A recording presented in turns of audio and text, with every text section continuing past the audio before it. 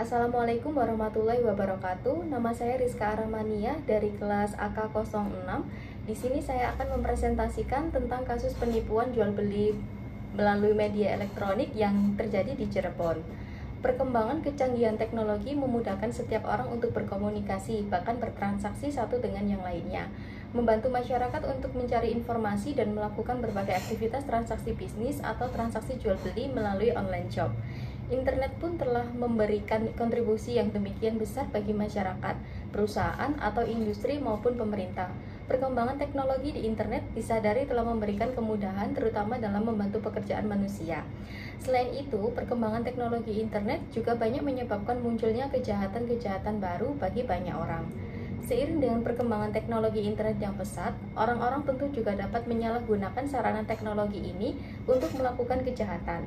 Salah satu dampak negatif teknologi saat ini adalah dapat munculnya penipuan melalui media internet yang sudah sering terjadi di masyarakat. Tindak pidana penipuan dengan menggunakan media online melalui media portal seperti Bukalapak, Tokopedia, Lazada, atau media sosial seperti Twitter dan Facebook. Internet dan jejaring sosial tidak hanya berfungsi sebagai media informasi dan media komunikasi saja, namun juga sebagai tempat jual beli. Maka kini berbelanja tak harus lagi menggunakan atau dilakukan dengan penjual di tempat mereka. Toko online kini semakin banyak yang berkembang dan semakin banyak toko online yang ada, kita jadi lebih mudah mencari dan memilih barang sesuai keperluan yang kita inginkan, dan masyarakat saat ini lebih menyukai semua hal yang lebih berbau praktis. Pemanfaatan teknologi telah mendorong pertumbuhan bisnis yang pesat, karena berbagai informasi telah dapat disajikan dan canggih dan mudah diperoleh, serta melalui hubungan jarak jauh dengan memanfaatkan teknologi komunikasi dapat digunakan untuk bahan melakukan langkah bisnis selanjutnya. Umumnya, suatu masyarakat yang memiliki atau mengalami perubahan akibat kemajuan teknologi banyak melahirkan masalah-masalah sosial. Hal itu terjadi karena kondisi masyarakat itu sendiri yang belum siap menerima perubahan, atau dapat pula karena nilai-nilai masyarakat yang telah berubah dalam menilai kondisi lama sebagai kondisi yang tidak lagi dapat diterima. Salah satu hasil kemajuan teknologi yaitu penggunaan internet. Peran internet sangat penting bagi masyarakat. Melalui internet, kita dapat mengetahui berbagai hal, mulai dari media sosial, aplikasi, berita, gaya hidup, bahkan kita dapat melakukan kegiatan berbelanja yang dalam istilah internet sering disebut dengan online shop. Menggunakan e-commerce dalam melakukan transaksi bisnis akan memberikan kemudahan bagi pelaku usaha dan konsumen. Cybercrime adalah tindakan kejahatan yang dilakukan secara online. Kejahatan ini tidak mengenal waktu dan tidak pilih-pilih target. Bisa terjadi pada individu atau perusahaan dimanapun berada. Tujuan cybercrime ini beragam, bisa sekedar iseng sampai kejahatan serius yang merugikan korbannya secara finansial. Dalam praktiknya, cybercrime bisa dilakukan oleh seorang diri atau melibatkan sekelompok orang. Para pelaku cybercrime tentu adalah orang yang sudah ahli dalam berbagai teknik hacking. Bahkan tak jarang sebuah aksi cybercrime dilakukan dari berbagai tempat berbeda dengan waktu bersamaan. Sistem perdagangan yang semakin modern dan kompleks membuat persoalan perlindungan konsumen juga semakin kompleks. Dengan adanya berbagai teknologi informasi termasuk internet, sistem perdagangan lebih mudah dijalankan oleh manusia tanpa menekan jumlah tenaga kerja, biaya, serta memperkecil kemungkinan melakukan kesalahan.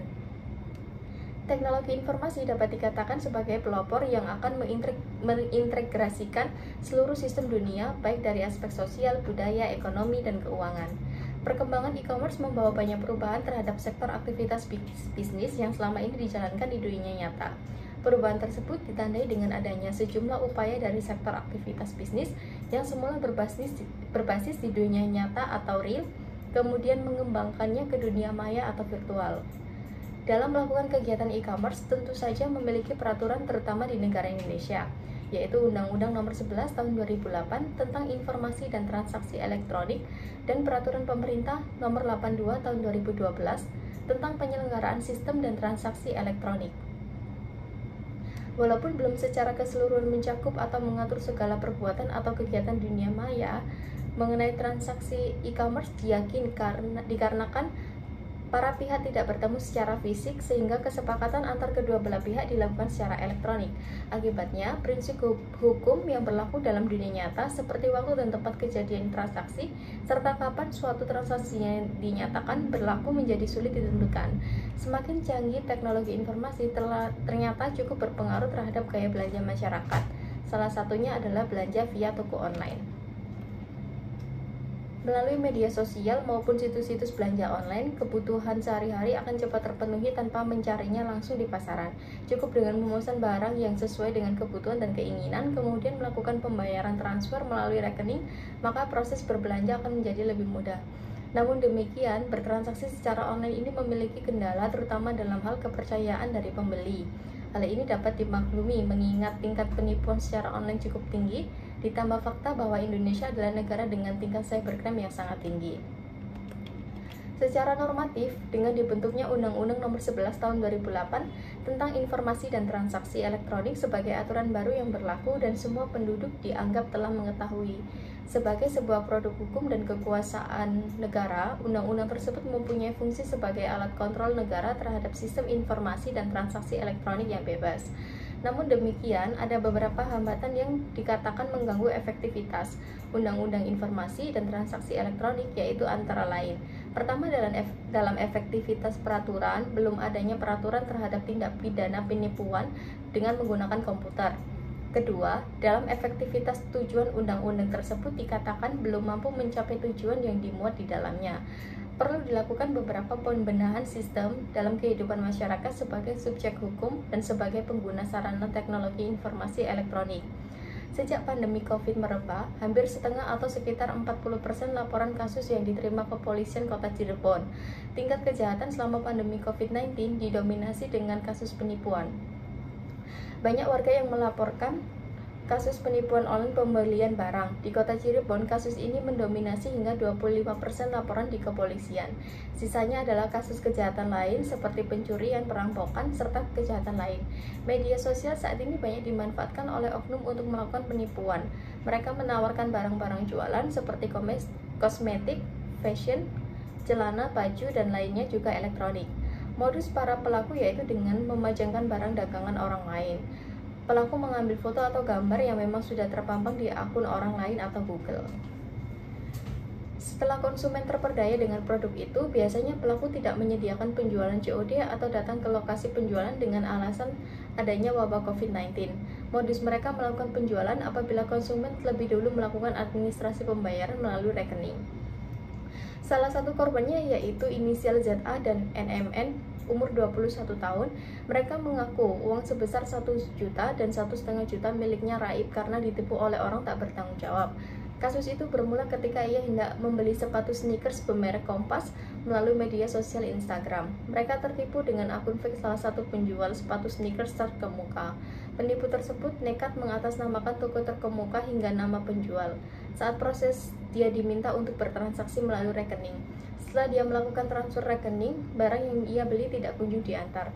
Malahan, ia menunggu hingga waktu sekitar 1 minggu lebih. Setelah itu, dia mencoba melacak akun Instagram dan ditemukan akun resmi.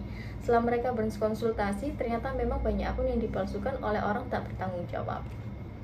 Terkait dengan modus penipuan jual beli melalui media elektronik di Kota Cirebon, maka akan melihat suatu perkembangan hukum yang sangat terasa di masyarakat seiring dengan pertumbuhan dan perkembangannya di sosial media masyarakat yang cukup tinggi, mengharuskan hukum untuk maju sesuai dengan kenyataan yang berada di masyarakat. Perkembangan itu terlihat dari lahirnya komponen hukum seperti pengangkat kitab Undang-Undang Hukum Pidana yang merupakan hukum dalam kategori hukum publik, dan dibentuk pula suatu undang-undang yang lebih khusus yaitu Undang-Undang Nomor 11 Tahun 2008 tentang Informasi dan Transaksi Elektronik. Transaksi bisnis jual beli masuk ke dalam ranah hukum perdata. Akan tetapi, ketika transaksi bisnis jual beli itu menimbulkan kerugian bagi kebanyakan orang, maka transaksi jual beli tersebut akan masuk ke dalam ranah hukum pidana. Hukum pidana adalah peraturan hukum mengenai tindak pidana.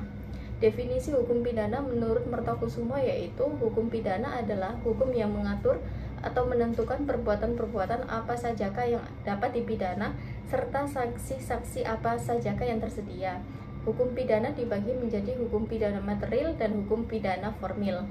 Hukum pidana material ini memuat perubahan-perubahan melanggar hukum yang disebut delik dan diancam dengan sanksi. Hukum pidana formil atau hukum acara pidana mengatur tentang bagaimana cara negara menerapkan sanksi pidana pada peristiwa konkret. Hukum acara pidana secara formal mengatur tentang bagaimana negara menjatuhkan pidana. Tujuan hukum acara pidana antara lain dapat dibaca pada pedoman pelaksanaan KUHP yang dikeluarkan oleh Menteri Kehakiman adalah untuk mencari dan mendapatkan atau setidak-tidaknya mendekati kebenaran material. Ialah kebenaran yang selengkap-lengkapnya dari suatu perkara pidana yang menerapkan ketentuan hukum acara pidana secara jujur dan tepat dengan tujuan mencari siapakah pelaku yang dapat didakwakan melakukan suatu pelanggaran hukum, dan selanjutnya meminta pemeriksaan dari putusan dari pengadilan guna menemukan apakah terbukti bahwa suatu tindak pidana telah dilakukan dan apakah orang yang didakwa itu dapat dipersalahkan. Sistem atau teori pembuktian dalam pidana membuktikan tentang benar tidaknya terdakwa melakukan perbuatan yang didakwakan, merupakan bagian terpenting acara pidana. Dalam hal ini pun hak asasi manusia dipertaruhkan. Bagaimana akibatnya jika seorang terdakwa dinyatakan terbukti melakukan perbuatan yang didakwakan berdasarkan alat bukti yang disertai keyakinan hakim padahal tidak benar. Untuk inilah maka hukum acara pidana bertujuan untuk mencari kebenaran material, berbeda dengan hukum acara perdata yang cukup puas dengan kebenaran formal. Dalam menilai kekuatan pembuktian alat-alat bukti yang ada, KUHP sudah menganut sistem atau teori pembuktian berdasarkan undang-undang negatif. Hal tersebut dapat disimpulkan dari pasal 183 KUHP berbunyi sebagai berikut. Hakim tidak boleh menjatuhkan pidana kepada seseorang, kecuali apabila dengan sekurang-kurangnya dua alat bukti yang sah, ia memperoleh keyakinan bahwa suatu tindak pidana benar-benar terjadi, dan bahwa terdakwalah yang bersalah melakukannya. Dari kalimat tersebut, nyata bahwa pembuktian kasus didasarkan kepada Undang-Undang KUHP, yaitu alat bukti yang sah tersebut dalam pasal 184 KUHP, disertai dengan keyakinan hakim yang diperoleh dari alat-alat bukti tersebut. Untuk Indonesia, sistem atau teori pembuktian berdasarkan undang-undang secara negatif sebaiknya dipertahankan berdasarkan dua alasan. Pertama, memang selayaknya harus berdasar keyakinan hakim tentang kesalahan terdakwa untuk dapat menjatuhkan suatu hukuman pidana. Janganlah hakim terpaksa memidana orang sedangkan hakim tidak yakin atas kesalahan terdakwa. Kedua ialah berfaedah jika ada aturan yang mengikat hakim dalam menyusun keyakinannya, agar ada patokan-patokan tertentu yang harus dituntut oleh hakim dalam melakukan peradilan. Semakin berkembangnya kejahatan dalam masyarakat, sehingga hukum juga harus berkembang agar fungsinya sebagai pemberi rasa aman dapat terpenuhi. Maka dibentuklah suatu Undang-Undang Nomor 11 Tahun 2008 tentang Informasi dan Transaksi Elektronik. Dengan adanya undang-undang ini, maka diharapkan masyarakat takut untuk melakukan kesalahan, karena dijelaskan pada ayat 1, bertanggung jawab atas segala kerugian dan konsekuensi yang timbul. Tetapi dalam Undang-Undang Informasi dan Transaksi Elektronik, pihak yang bertanggung jawab atas segala akibat hukum dalam pelaksanaan transaksi elektronik. Data metode pengumpulan data dalam penelitian ini adalah dapat mengumpulkan aturan undang-undangan atau putusan-putusan peradilan yang berkaitan dengan masalah tersebut di atas. Tetapi yang lebih esensial adalah penelusuran buku-buku hukum, karena di dalam buku itulah banyak terkandung konsep-konsep hukum.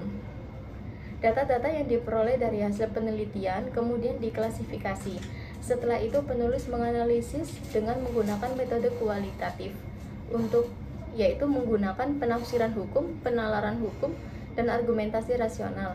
Kemudian data tersebut penulis paparkan dalam bentuk narasi sehingga menjadi kalimat yang jelas dan mudah dipahami. Sekian presentasi dari saya, kurang lebihnya mohon maaf. Wassalamualaikum warahmatullahi wabarakatuh.